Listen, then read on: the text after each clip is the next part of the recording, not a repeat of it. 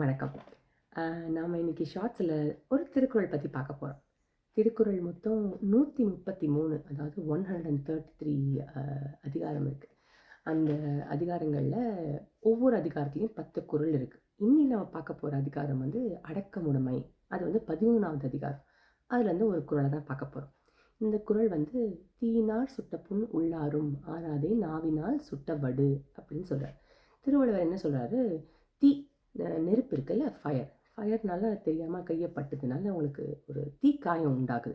இல்லை தீபாவளி போது பட்டாசு வெடிக்கிறீங்க, அப்போ வந்து உங்கள் கையில் வந்து ஒரு தீ அந்த பொறி மேலே பட்டுது.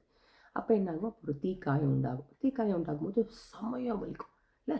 ஆனால் அது வலிச்சு இன்னும் ஒரு வாரத்துலலாம் சரியாக போயிடும். மேபி அங்கே கையில் வந்து உங்கள் இந்த வடு இந்த ஸ்கார் இருக்கும். ஆனால் அந்த வலியெல்லாம் போயிடும். ஸோ அது தீயினால் சுட்டப்போ ஆறிவிடும் அப்படிங்கிறாங்க.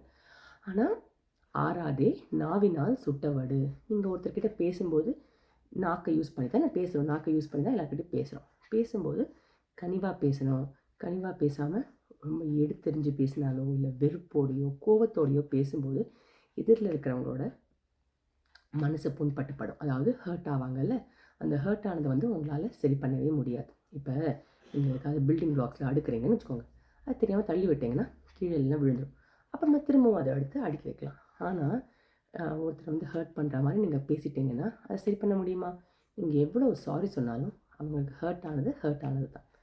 அம்மாவே வந்து நல்லா இதாக சமைச்சு கொடுக்குறாங்க, பையனுக்கு ரொம்ப பிடிக்கும் அப்படின்னு நினச்சி சமைச்சு கொடுக்குறாங்க.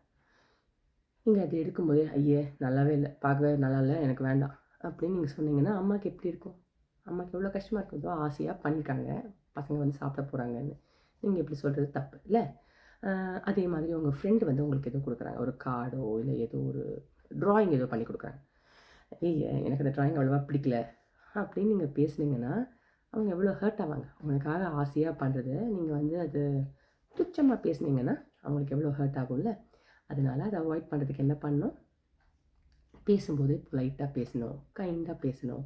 இதுக்கு கேட்டாலும் கோவப்படக்கூடாது. அப்படியே ஏதாவது உங்களுக்கு பிடிக்கலனாலும் ரொம்ப பொலைட்டாக டிக்ளைன் பண்ணுறதுன்னா மறுக்கிறது. இல்லை எனக்கு அது வேண்டாம் பரவாயில்ல அப்படின்னு சொல்லணும். ஸோ எப்பயுமே கைண்டாக இருக்கிறது நல்லது. அதான் அன்னைக்கே திருவள்ளுவர் சொல்லியிருக்கார். என்ன சொல்லியிருக்காரு, தீயினால் சுட்ட புண் உள்ளாரும் ஆறாதே நாவினால் சுட்ட வடு. அதனால் பி கைண்ட், பி ஹாப்பி.